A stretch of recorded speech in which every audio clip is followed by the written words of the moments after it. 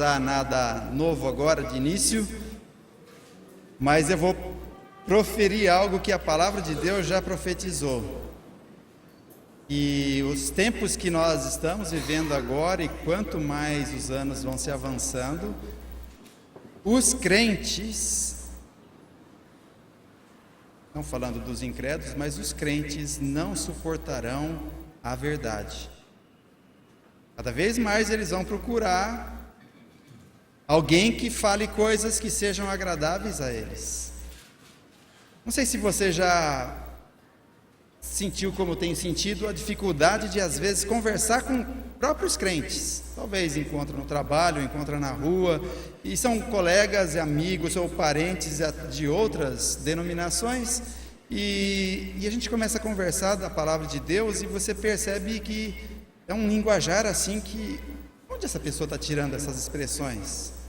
São informações teológicas bem diferentes assim do que a gente ouve, de que a gente ouvia nas outras igrejas no passado. Parece que hoje em dia, cada vez mais, as igrejas estão usando a palavra de Deus de uma forma assim, diferente na sua leitura, na sua interpretação, e passa esses ensinamentos ao povo, chamado povo de Deus, muitos deles sinceros, mas sem embasamento para discernir se quem está ensinando uma coisa correta, e no fim começam a usar um linguajar muito diferente, e é difícil de conversar, é difícil de chegar a um consenso, a um acordo. Antigamente a gente sabia, né? Igrejas pentecostais, igrejas conservadoras, sabia-se as diferenças deles, quando se encontravam, cada um sabia em que ponto um divergia do outro, mas hoje em dia está difícil. Então, além das crentes não terem vontade, cada vez que os anos passam, de ouvir a verdade, mais e mais nós teremos dificuldades nesse relacionamento com próprios crentes, de se conversar das coisas de Deus de uma forma que a gente seja edificado, edificando o outro, entendendo princípios de Deus. Estamos no capítulo 2 de 2 Timóteo, e estamos dentro de um contexto em que Paulo está falando para Timóteo, olha, para guardar o Evangelho, guardar esse conteúdo que foi confiado a mim, e que eu tenho escrito e estou passando para você também, é necessário ter disposição para sofrer. Vai ser árduo o trabalho, vai ser difícil para preservar esse conteúdo aqui de uma forma que não venha a ser maculado.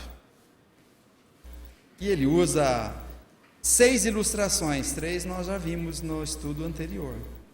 Ele fala do soldado, ele fala do atleta e ele fala do lavrador. Tudo para indicar a dificuldade nesse processo de se preservar e guardar o Evangelho, se preservar a verdade livre de contaminações. E hoje a gente vai ver outras 3 ilustrações dentro desse contexto, né? Mas naquela ocasião anterior, Paulo falava para Timóteo, olha o próprio exemplo de Cristo. Ele, para fazer o serviço de Messias, ele sofreu muito, sofreu injustamente, acusações injustas, era desprezado, mas ele perseverou diante dos sofrimentos, tudo para realizar a obra dele. Paulo fala, olha para mim, olha, eu estou algemado, estou preso, por causa dessa mensagem, para guardar essa verdade. E ao final da nossa meditação, no nosso último encontro, Paulo falou assim, nesse processo de procurar guardar esse Evangelho, guardar essa verdade, alguns vão desafinar, né? Alguns vão fracassar, mas Deus vai continuar fiel.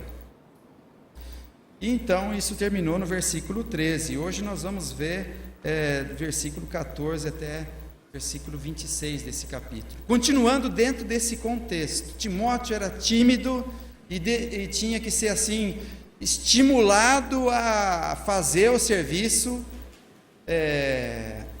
sabendo que ia enfrentar dificuldades, mas continuar firme fazendo o serviço. Então vamos ver quais são essas outras ilustrações que estariam estimulando Timóteo e a mim e a você a serem pessoas que vamos ser usadas por Deus para preservar esse evangelho, guardar essa verdade.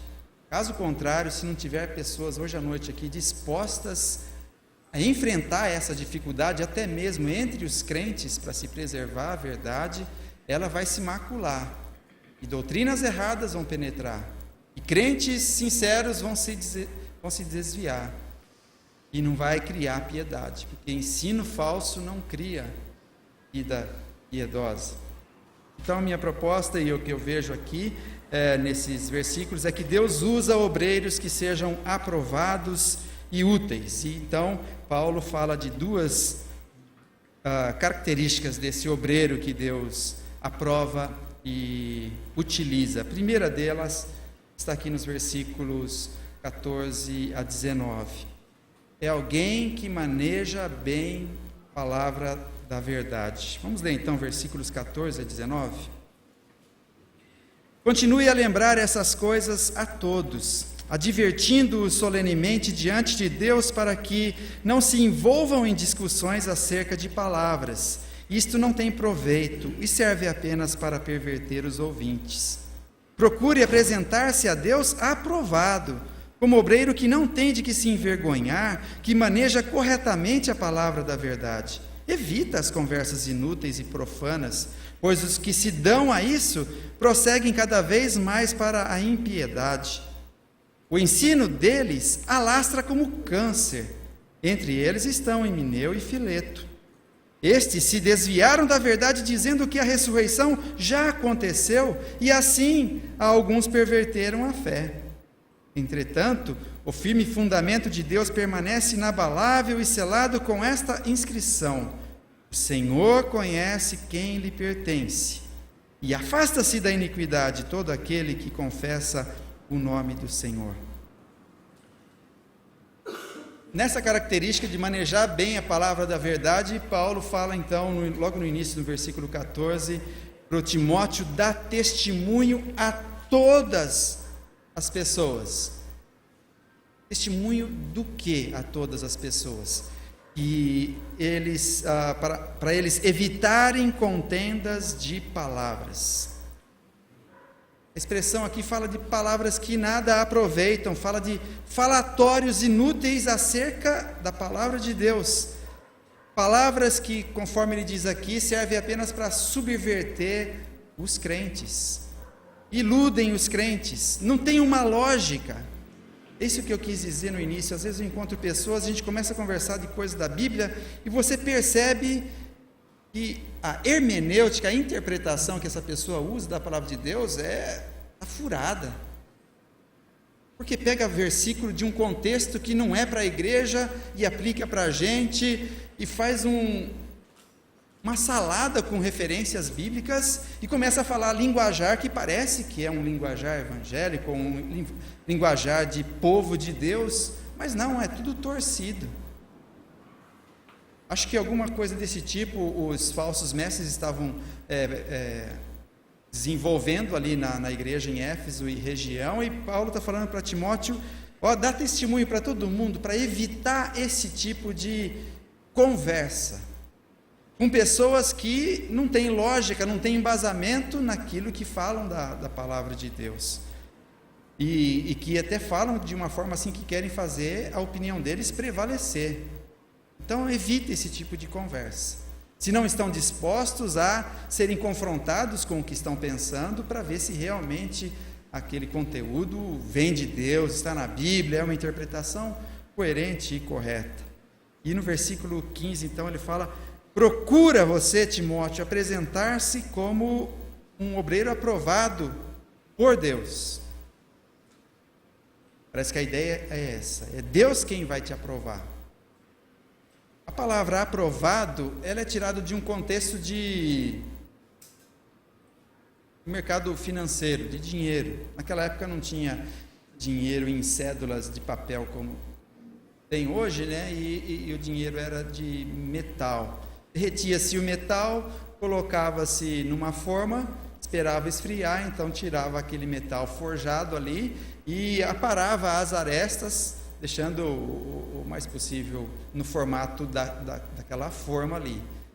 Mas algumas pessoas nessas trocas de moedas, né, eles não eram íntegros. Eles pegavam aquele metal que normalmente era mole e raspavam, e iam pegando a parte do metal raspado, ou às vezes até cortava pedaços daquela moeda. Por isso que muitas delas foram encontradas assim com bastante defeito, por causa disso.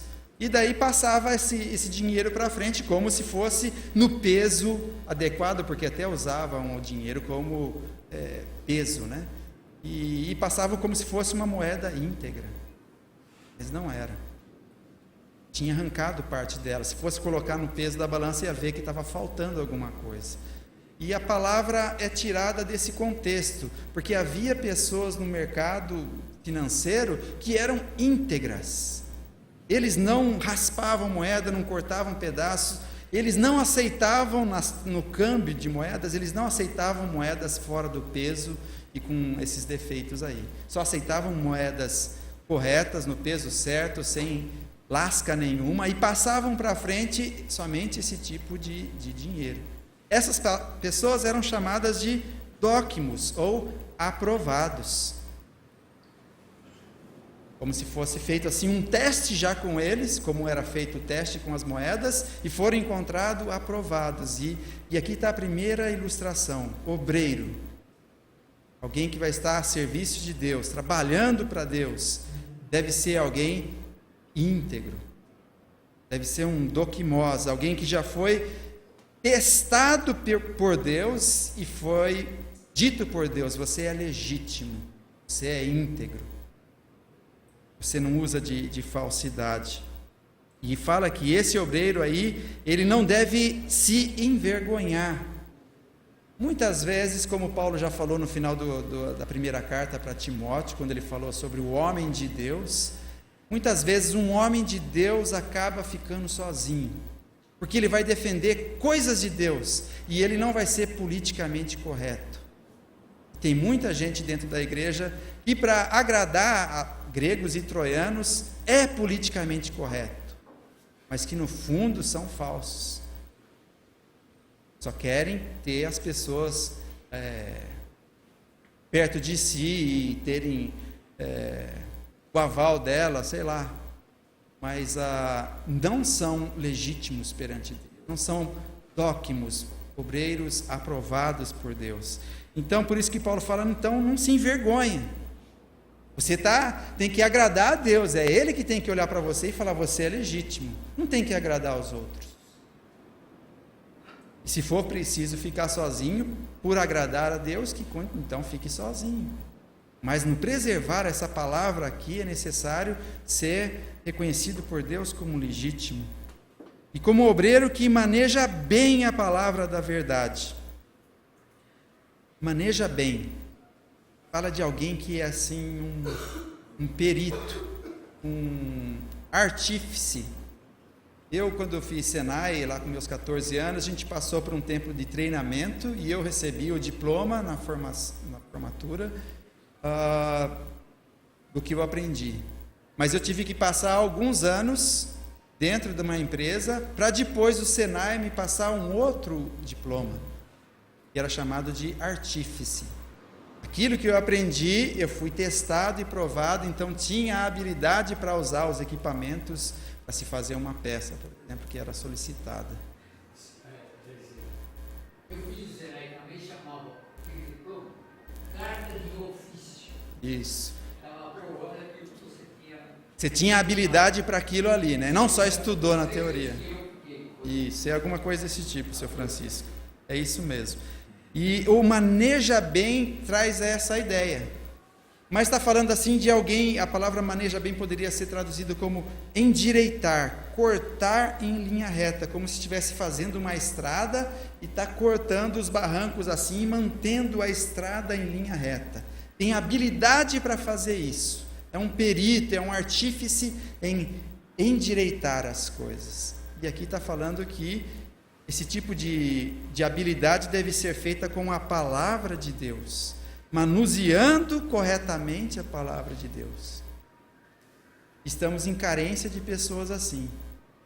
A gente encontra muitos crentes, como eu disse, de várias denominações, e cada um parece que pega a Bíblia e interpreta do jeito que acha que deve ser lido aquele texto. E por mais que você tente provar por A mais B, a gente ouve da boca desses crentes: ah, mas eu acho que é assim.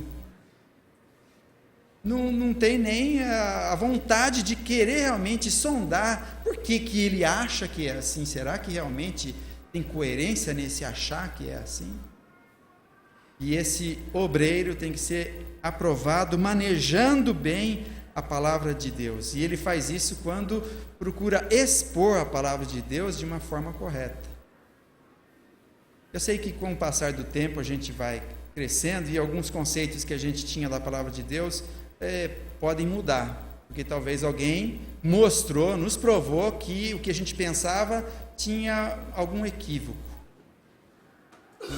Então a gente vai se desenvolvendo, mas é para a gente realmente ir crescendo, ao ponto tal de ser alguém que, quando fala da palavra de Deus, rasga, no sentido de fazer aquela estrada de uma forma correta, direita, com o que Deus havia prescrito aqui, sem deixar sombra de dúvidas, né? Mas a gente vai sempre maturando nisso daí. Mas esse é o desejo de Deus, de Paulo aqui para Timóteo. No guardar a palavra de Deus, ele tinha que ser um obreiro que maneja bem. E ele, então, nos versículos 16 a 18, ele fala, então, nesse serviço você evita falatórios inúteis e profanos. Por quê? No versículo 16 fala: pois os que deles usam desses falatórios inúteis e profanos são levados à maldade maior em quantidade. Estou usando aqui uma outra linguagem, na sua Bíblia deve estar diferente essa expressão. Esses que usam desses falatórios inúteis não sabem rasgar a palavra de Deus de uma forma correta, não têm embasamento. Parece que a maldade vai aumentando cada vez que eles têm espaço para expor os seus falatórios inúteis e profanos. É como se usassem da palavra de Deus de uma forma leviana, desrespeitosa. Não, eu leio, estou entendendo assim e é desse jeito. Não tenha preocupação de ver se realmente é assim que Deus havia dito, né? E fala aqui que a linguagem deles, nessa conversa inútil e profana, corrói como câncer num corpo. Ele vai espalhar como uma infecção dentro da comunidade. E a palavra usada aqui no grego é gagraína, da onde vem a nossa palavra gangrena. Uma enfermidade que, se o remédio não atingir e bloquear o efeito, fala de se espalhar, que se alastra no corpo, se o remédio não cortar esse efeito, ele vai corroendo até atingir o osso e chega ao momento até de tirar alguma parte do corpo, porque aquilo ali vai causar a morte da pessoa. Está falando que essas conversas inúteis e profanas que os falsos mestres, pessoas que não têm um respeito com a palavra de Deus, acham que é assim e falam do jeito que acham, não são coerentes. Isso daí, se deixar acontecer no meio da comunidade, vai se alastrar como uma gangrena. Tem que ter um remédio para se cortar isso daí. E ele menciona aqui 2 camaradas aqui que estão fazendo isso naquela região de Éfeso, o Himeneu e o Fileto. Eles são mestres em heresia, em conversas profanas e falatórios inúteis. Parece que o Himeneu, ele talvez seja o líder, porque já em outra ocasião, ele é mencionado junto com Alexandre, e agora é mencionado aqui com o Fileto. Então, esses caras a gente conhece, né?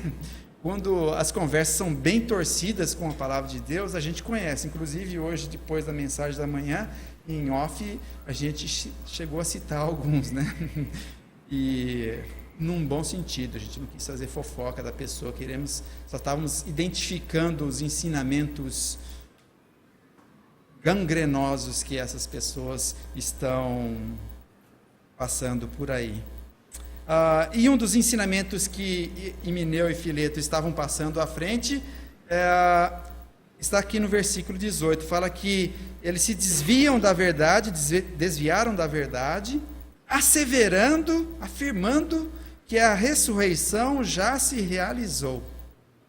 A palavra aqui, verdade, ela parece que está assim no sentido de um alvo, e que parece que esses falsos mestres estão errando o alvo, porque se desviaram da verdade, de atingir o alvo, o propósito de determinado ensinamento. E eles estão falando que a ressurreição já se realizou, versículo 18. Eles estavam ensinando que não vai haver ressurreição de corpo. Isso já aconteceu.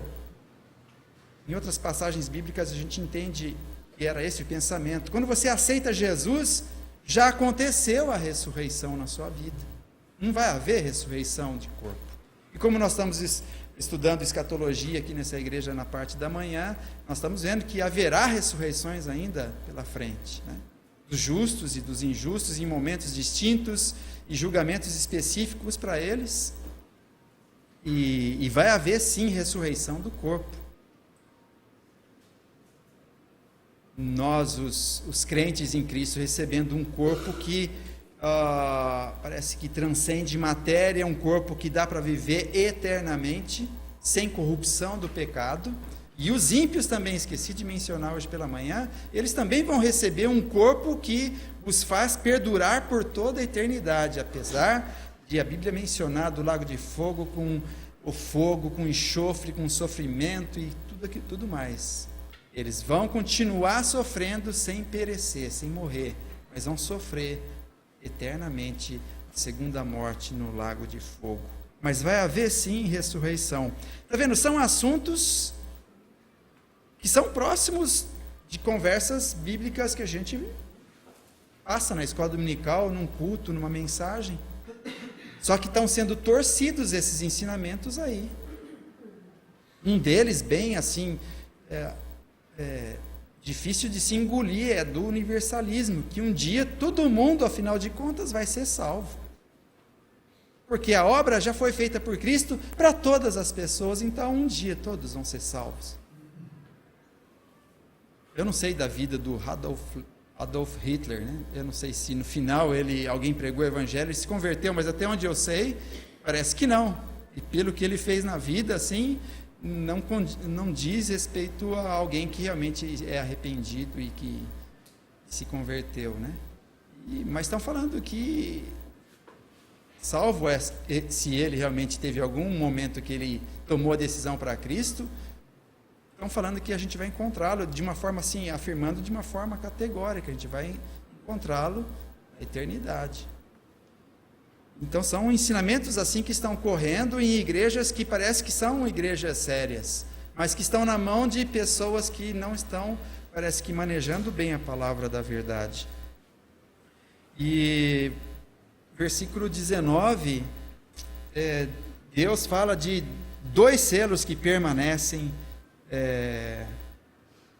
sobre o povo de Deus. Um é em secreto, invisível, fala que o Senhor conhece os que lhe pertencem. Apesar das doutrinas falsas, às vezes atingir crentes genuínos e ingênuos, porque estão confiando em quem está ensinando, e talvez eles estão assim se desviando ou não estão desenvolvendo vida piedosa, Deus está falando assim, eu conheço quem são os meus, apesar deles estarem sendo iludidos e enganados pelos falsos mestres, né? Mas daí o outro selo é que aqueles que são realmente do Senhor devem correr atrás de se apartar da injustiça.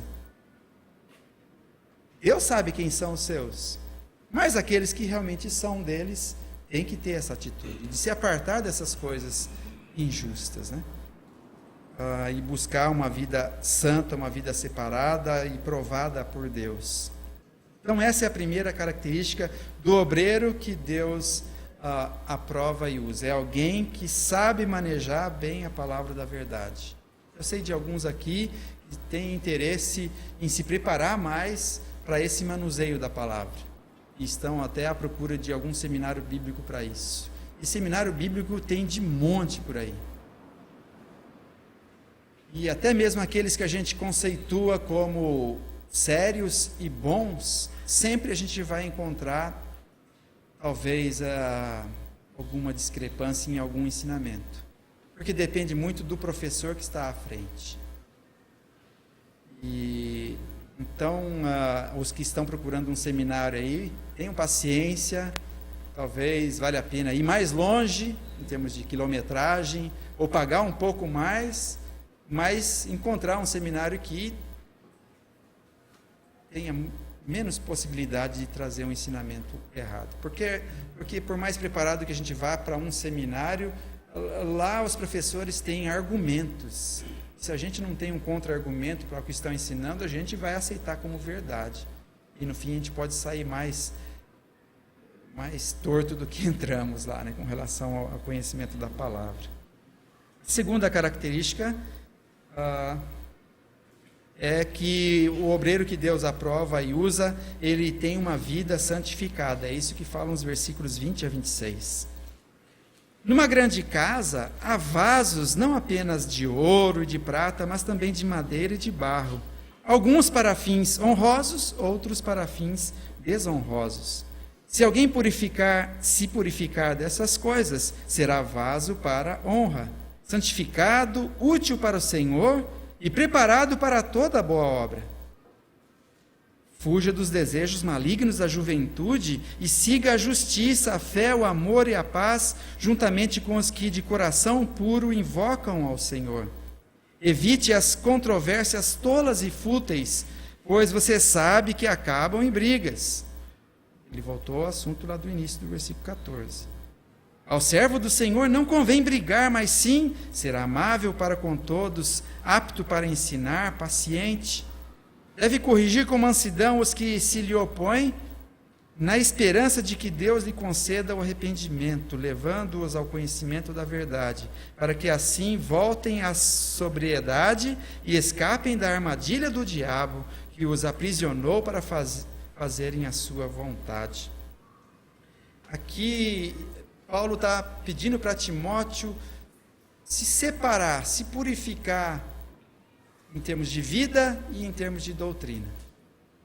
Para ser um obreiro aprovado e útil, a santificação é essencial. Além de saber manejar bem a palavra, santificação é essencial.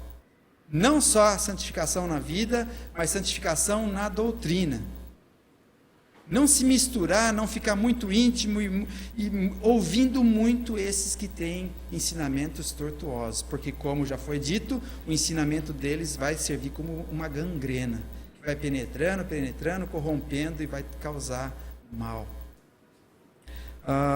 E ele usa aqui a ideia de um vaso, de um utensílio, de uma grande casa. Alguns deles são para honra, outros são para desonra. Parece que, assim, dentro do contexto, essa expressão numa grande casa, a ideia da palavra original parece que é alguma coisa assim de uma mansão, uma grande casa, onde tem assim variedades de utensílios dentro daquela casa. E parece que essa metáfora da casa aqui, pelo propósito da carta, que é de Timóteo, está consertando coisas na igreja, em Éfeso e nas igrejas ali da região, parece que a ideia da grande casa esteja se referindo à própria igreja de Deus, onde há pessoas genuínas ou pessoas simplesmente professas. Então, nessa grande casa da igreja de Deus, há utensílios que servem para honra e servem para desonra. Que utensílios é esse? Esses vasos aqui. Em outros versículos do Novo Testamento, essa mesma palavra de utensílio, de vaso, foi aplicada não especificamente para crentes comuns da igreja, essa grande casa, a igreja, mas foi direcionado especificamente para mestres, para ensinadores dentro da igreja. Então, talvez para a gente entender que esses vasos aqui para honra e para desonra se aplique mais propriamente aos mestres dentro da igreja, já que está contrapondo aos falsos mestres. Então, parece que tem pessoas que estão no ministério de ensino dentro da igreja, e alguns deles são para honra, mas alguns deles são para desonra. E notem que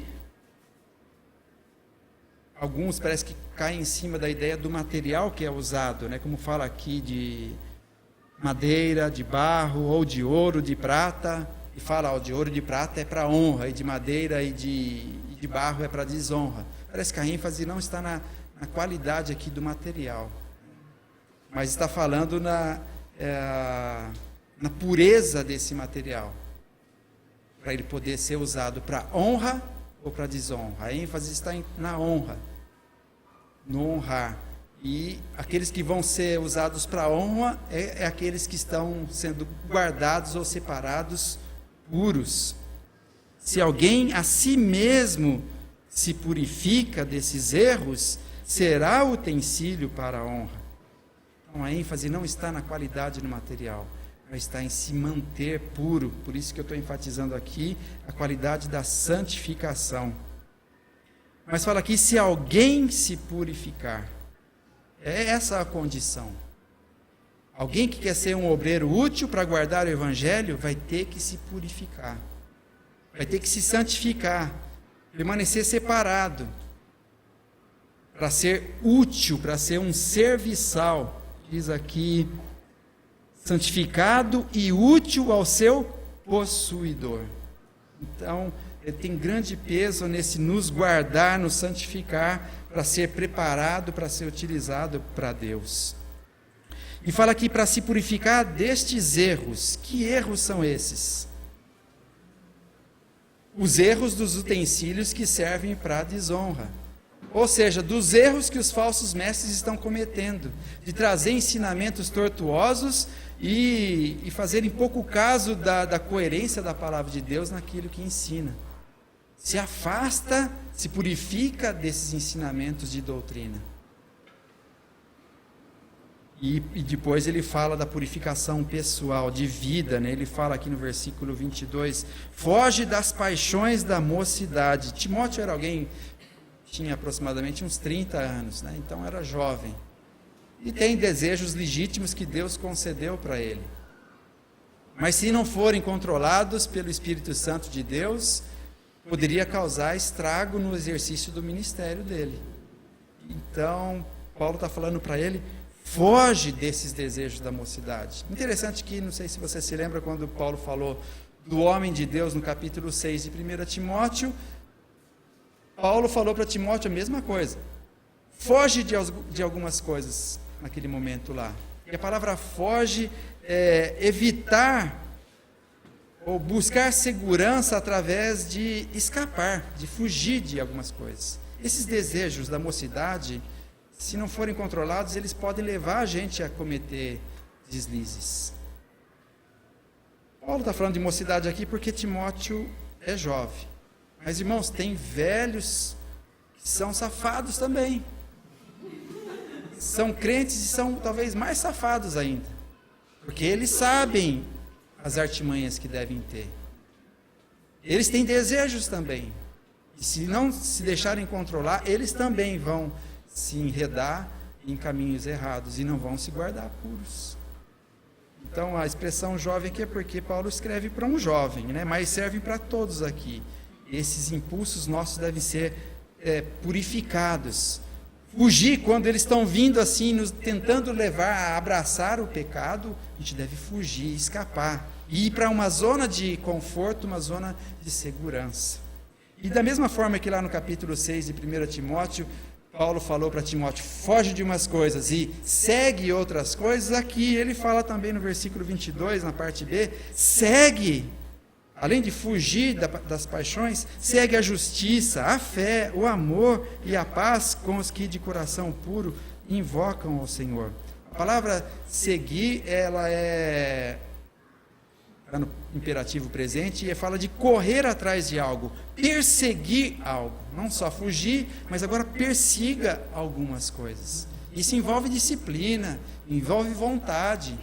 E esse obreiro aqui, que tem que ter uma vida santificada, tem que cada vez mais se afastar das coisas que o levam a pecar e tem que buscar fazer a sua mente ficar ligada em coisas boas, coisas acertadas, que ele menciona aqui, justiça. Justiça aqui está falando de ter um coração e uma mente conforme o coração e a mente de Deus. Começa a perseguir isso. Ele fala aqui de fé. A fé aqui está falando nessa fé do exercício nosso do dia a dia. Uma confiança e uma dependência em tudo que a gente faz no dia a dia. Irmãos, chega amanhã, segunda-feira, a gente se embrenha nos trabalhos seculares de uma forma assim, quase que automática. Eu sei o que eu tenho que fazer, eu tenho habilidade, fui treinado e estamos fazendo as coisas lá. Conversamos com um e com o outro, fazemos o trabalho e a gente esquece de colocar a fé em exercício nessas coisas que a gente está fazendo. Eu sou um cristão de tempo exclusivo. Em todo o tempo eu sou cristão. A minha fé tem que estar exercitada em cada coisa que eu estou fazendo. Confiando e dependendo da orientação do Espírito de Deus. Esse tipo de fé que Paulo está falando, persiga isso. Persiga o amor também.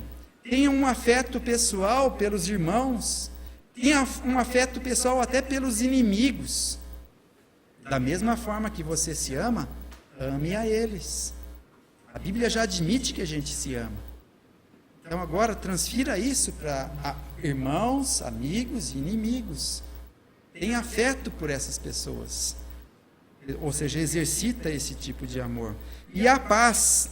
A ideia aqui no contexto é assim de não ter ressentimento contra outras pessoas.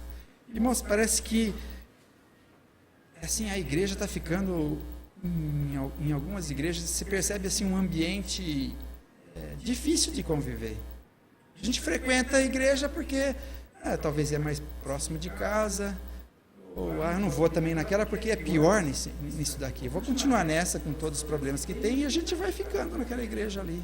Mas assim, a gente percebe que o ambiente assim, as pessoas olham assim com aquele olhar, já sabe que uns e outros estão assim querendo se devorar, né? Como Paulo fala lá em Gálatas, né? Vocês ficam se mordendo, cuidado para não se devorar, né?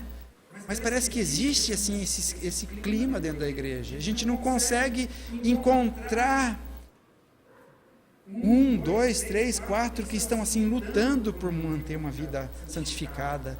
E sabe que tem erros, mas estão lutando para assim, me ajude, vamos juntos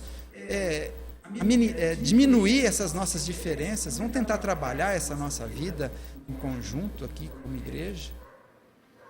Parece que essa ideia de Paulo, persiga essas coisas, aqui justiça, fé, amor, paz, na companhia, tenta encontrar pessoas que estão perseguindo isso, na companhia daqueles que com o coração puro invocam o Senhor. Irmãos, infelizmente na igreja é um lugar de muita hipocrisia e de muitos falsos. Porque expressamos muitas vezes palavras de louvor e adoração que são bonitas saindo da boca, mas que não são reflexo da nossa vida, de sinceridade, de pureza. E nós estamos precisando ver se a gente consegue encontrar 1, 2, 3, 4, 5 e juntos a gente começa a se reunir, a se conversar e se lapidando com amor, edificando um ao outro e vão tentando trazer mais gente para tentar aumentar o número de pessoas que têm um coração puro ao invocar o Senhor. Então, santificação é essencial para alguém ser usado por Deus. E ele fala no versículo 23, repele as questões insensatas e absurdas que só engendram contendas. Aqui de novo ele está falando daquelas discussões especulativas com relação a determinados assuntos da palavra de Deus. Aquele tipo de coisa que eu falei que a gente conversa com algum crente e ele usa um linguajar que nunca ouvi isso. Onde ele tirou esse tipo de conversa, né? E ele menciona aqui questões insensatas. E lá no versículo 14, Paulo já falou de contendas de palavras. No versículo 16 ele fala de falatórios profanos. Esse tipo de conversa tem que ser evitado. Paulo já havia advertido Timóteo. Por quê? Lá no versículo 14 fala que provocam contendas. Não vai edificar, vai provocar contendas. No versículo 24 aparece a terceira e última figura de linguagem. Fala aqui do servo, que é uma palavra que é escravo. Quem vai guardar o Evangelho, preservar isso daqui de impurezas, deve ter atitude como um escravo, como um servo, que não vive a contender. A ideia é assim, o serviçal ali, ele não fica batendo boca com o seu Senhor. Ele está ali para servir. Essa é a ilustração que devemos aplicar também a nós nesse guardar a verdade e nos manter uma vida santificada. Não ficar batendo boca, fazendo conversas, discussões inúteis que só vão aumentar a contenda, mas fala aqui que ele deve ser brando para com todos, apto para instruir, paciente. Ele deve desenvolver um estilo de vida que faz com que ele assim consiga atingir os que estão com a cabeça mudada. Pessoas que estão falando coisas tortas com relação à palavra de Deus, ao invés de contender, de ficar discutindo, ele deve ter uma atitude de um escravo. Com essas características aqui, brando. É a mesma palavra usada lá por Paulo em 1 Tessalonicenses 2, versículo 7, quando ele fala como a ama que acaricia os próprios filhos. A mãe ali fazendo carinho bem suave no filho. Então o escravo deve ser assim gentil para com esses que estão com a cabeça mudada. Em especial, talvez, aqueles que assim são inocentes, são ingênuos, são crentes que estão ouvindo ensinamentos errados e estão abraçando. Na sinceridade deles. Vamos acariciá-los como uma mãe. Não assim passando a mão em coisas erradas que eles estão fazendo, mas a atitude de chegar neles deve ser essa, branda. E depois sermos aptos para instruir. Temos a habilidade de levar uma correção para eles. De uma forma acariciando-os, tomando cuidado com eles, mas tendo habilidade para falar, olha, não é assim. É desse jeito que deve ser entendida essa palavra. E fala aqui, ser paciente, assim, suportar o mal que já está assim na vida daquele crente que foi ensinado errado ou daquele mestre que está trazendo ensinamento tortuoso. Não ter ressentimento para com ele, só porque estão trazendo algo errado ou estão mencionando coisa que realmente está fora do que Deus disse. A paciência aqui está na ideia de suportar a tolice deles, a falta de entendimento deles, a ingenuidade deles. E no versículo 25 fala para a gente, para Timóteo, para a gente, se necessário for, reagir, disciplinando aqueles que estão trazendo ensinamentos errados, mas com mansidão. Disciplinando aqueles que se opõem. Porque a gente vai encontrar pessoas que não vão querer aceitar o rasgar correto da palavra de Deus. Então, não é para deixar assim de qualquer jeito. Em especial se é dentro de uma igreja. Deve haver uma certa disciplina para aqueles que estão se opondo a esse ensinamento correto. E nos versículos 25, a última parte, o versículo 26, fala que é nesse serviço de ser assim como um escravo, paciente, manso e apto para ensinar o outro, a gente deve esperar o melhor de Deus na vida dessa pessoa com quem a gente está trabalhando ali. Esperando que Deus trabalhe na vida dele com as palavras que a gente vai falar, ao ponto tal deles se arrependerem, para depois eles então aceitarem a verdade. E parece que aqui a verdade que Deus vai incutir neles só vai vir quando eles se arrependerem. Mas se a gente for duro, vai espirrar. Eles vão espanar, né? Então a ideia é de ser como um escravo, não bater boca, mas ir com jeito, falando até chegar um momento que o Espírito Santo os quebrante e eles se arrependam, realmente estava equivocado. Daí então Deus consegue colocar a verdade no coração deles.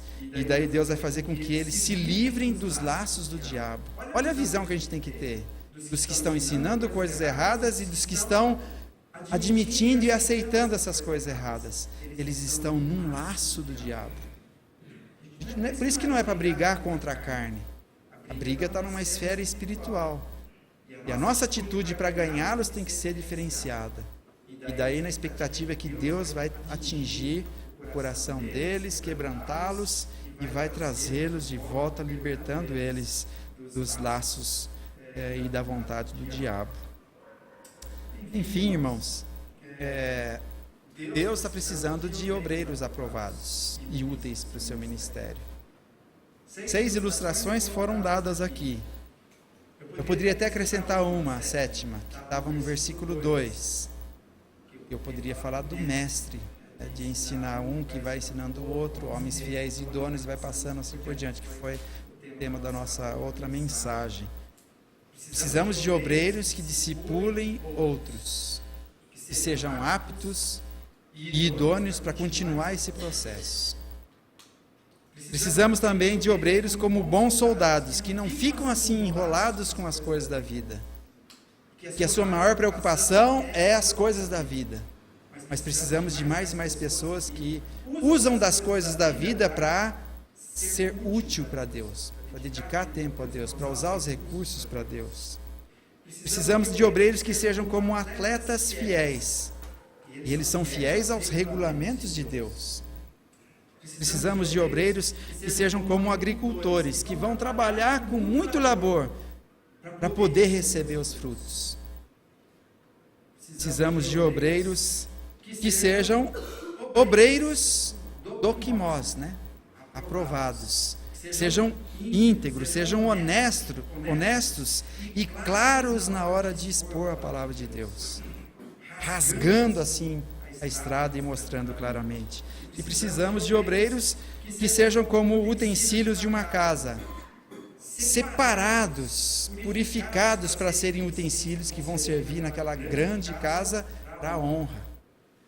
E isso é através de manejar a palavra, E precisamos de obreiros que sejam como doulos, escravos, Que são gentis ao instruir, que sejam brandos para com aqueles que estão no laço do diabo. Deus está pedindo para mim e para você nessa noite que Ele está precisando desse tipo de obreiro, obreiros e obreiras. Você e eu estamos dispostos a guardar a verdade e, se preciso, sofrer por ela, trazendo essas ideias dessas ilustrações na aplicação da nossa vida. Se a gente hoje à noite não falar assim, eu quero ser, e procurar se ler de novo esse texto e deixar o Espírito Santo remoer isso em nós, a gente vai amanhã de novo voltar para a rotina da vida e não vamos ser trabalhados por Deus para ser obreiros aprovados.